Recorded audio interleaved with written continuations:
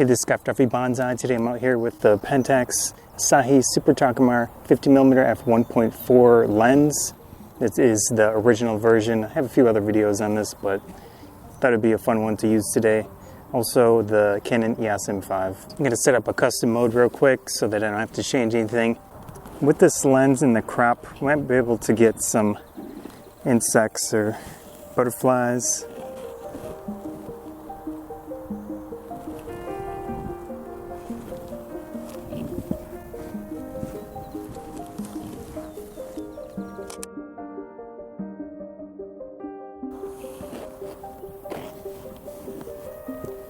Right now I'm at f4 just to get started. Of course, larger apertures with this setup is not the easiest thing ever. One thing I'd really like on the M series cameras is some type of grip extension.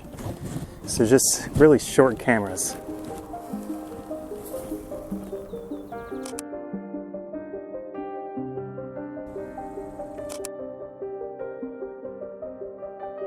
That's about the minimum right here.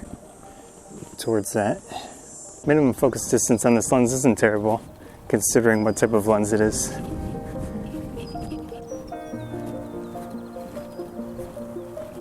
It's a beautiful day today.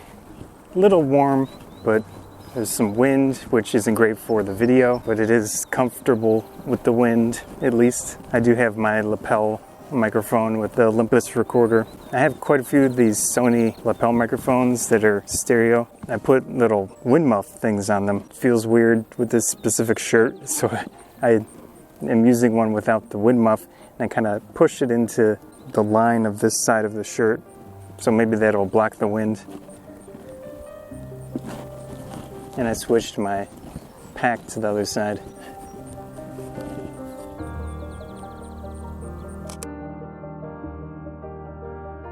Still taking photos at f4. I don't think it really needs to go any wider, but there is a lot of the same. But then you get groups of the same plant or tree or whatever you want to call them, and it looks interesting that way. So sometimes you have a big collection of different stuff, but then you have a segregated group of stuff like this.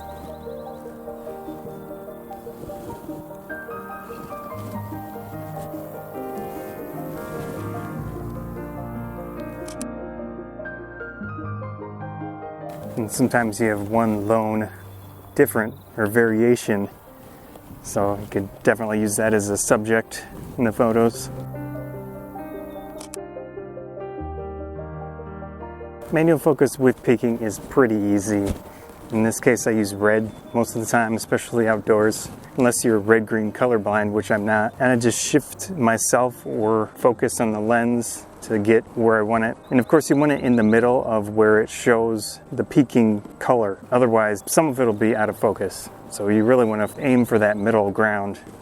In this case, at f4, it's not challenging to do manual focus. Far, close, close.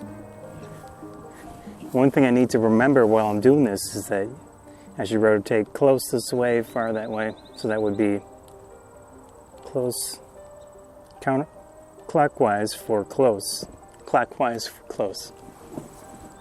Of course that depends on the lens, but while I'm out here I have to remember these specific things for what I'm using.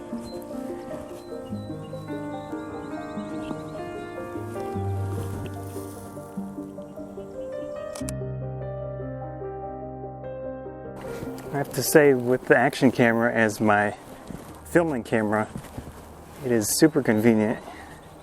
I did mention the drawback of this specific one splitting stuff up into 4GB chunks, and I have to sync the audio for each piece, which is irritating, but it's not a huge deal. So this is really nice, because I have the tripod, of course, with the action camera and the cage, so that I get a direct tripod connection.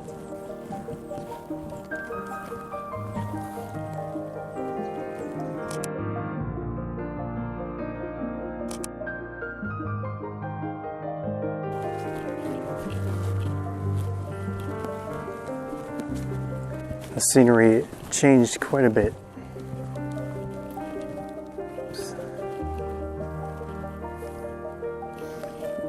In this case, I'm going to go wider aperture. It's pretty dark in here. Let's try 2.8.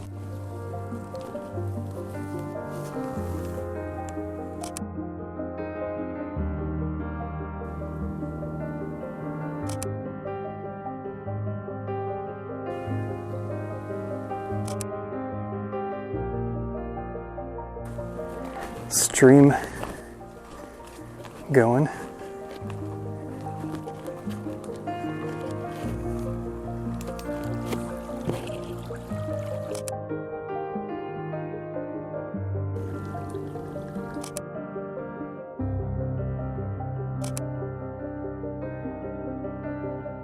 I think that's good.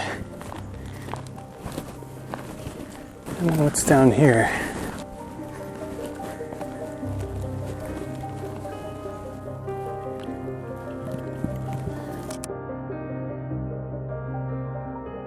For some reason, the mosquitoes were super pushy in there, and it doesn't make it fun. If I had a fast telephoto lens, I might have stayed in there a little bit longer, but not worth it. One thing I have on most of the time in the viewfinder is the histogram. It's super helpful. I don't trust the exposure preview or whatever you want to call it, simulated exposure. It is relatively close, but still the histogram is key to getting the type of exposure that you want. You can see the histogram in there on the top right to help you gauge that exposure. Given the lighting is pretty uniform right now, I don't have to mess with the settings too much. So if you're ever concerned about going into manual mode, just because of the extra stuff to it, a lot of the time you set it up and you're not going to have to change that much. There's a little guideline that I use, of course, with the focal length. This is a crop camera, so it's not amazingly applicable, but basically I want to shoot over 1/60th of a second with this lens on this camera. One drawback of peaking is that it messes with your preview of what you're trying to take a photo of. I really focus more on positioning of objects in the frame. If anything is weird in there, more so than the feeling of the photo. You can always turn it off and just wing it. It's a challenge because it does interfere with taking the photo a little bit.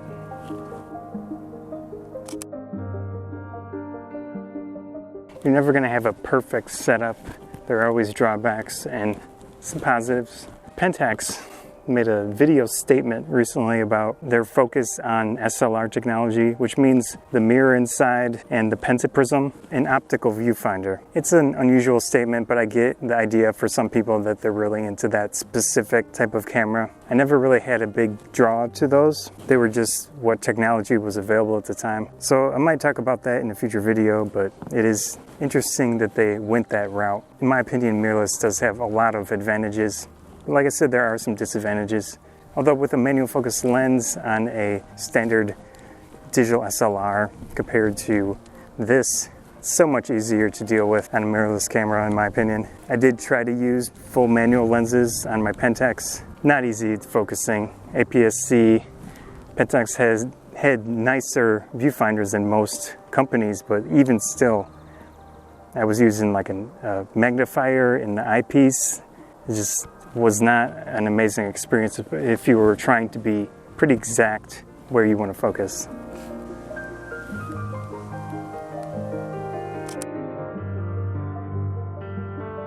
With the DJI camera, I turned off the face priority exposure.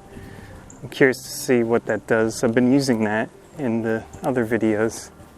Getting photos of those butterflies would be nice. But catching one, extremely difficult.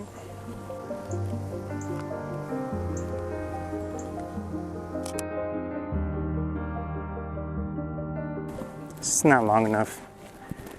I could make it happen, maybe, potentially. We'll see. When you're using one focal length, it is a good idea to try to get that in your mind for framing, so you don't always have to keep looking up to the viewfinder.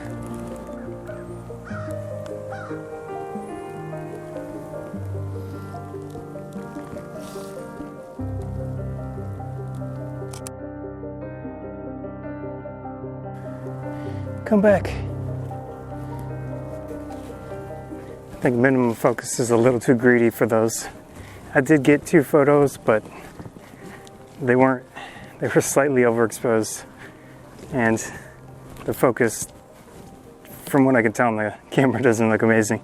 That's it for this video. Hope you enjoyed it. Nice, fun photo walk out in nature again. This time with the Asahi Super Takumar 50mm f1.4 adapted to the M5. Skype Bonsai, thanks.